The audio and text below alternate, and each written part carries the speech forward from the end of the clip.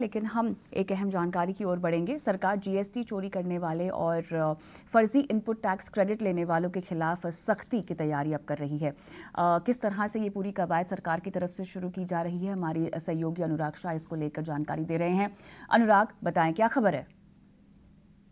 GST में fake input tax credit लेने या फिर फेक रजिस्ट्रेशन के जरिए कारोबार करने वाली कंपनियों पर जीएसटी डिपार्टमेंट जो है सख्ती करने जा रहा है। जो नई एसओपीज तैयार की गई है वो काफ़ी सख्त है, जिसके अंदर कंपनी का रजिस्ट्रेशन कैंसिल करना, इसके अलावा जिस आईपी एड्रेस के जरिए गलत कंपनी को रजिस्टर किया गया है उसके सीएस तक पर कार्रवाई करनी, इसके अलावा इनवर्ड सप्लाई और आउटवर्ड सप्लाई यानी जो कंपनी है फेक रजिस्ट्रेशन वाली कंपनी उसने जिससे माल खरीदा है और आगे जिस कंपनी को माल बेचा है उन कंपनियों पर कार्रवाई करने तक के प्रावधान किए गए। इसके अलावा जो कंपनी रजिस्टर्ड हुई है उसके बैंक अकाउंट को फ्रीज करना का भी प्रावधान किया गया है। इसके अलावा जो और चीज़ें हैं कि अगर कोई कंपनी है वो इंपोर्ट एक्सपोर्ट कारोबार में है तो इंपोर्ट एक्सपोर्ट कोड है उसको ब्लॉक करने तक की भी बात की गई है। इसके अलावा जो फेक कंपनी है जिसका रजिस्ट्रेशन हुआ है उसकी जो डिटेल्स है, उसके जो डायरेक्टर्स की डिटेल्स है वो लोकल पुलिस स्टेशन में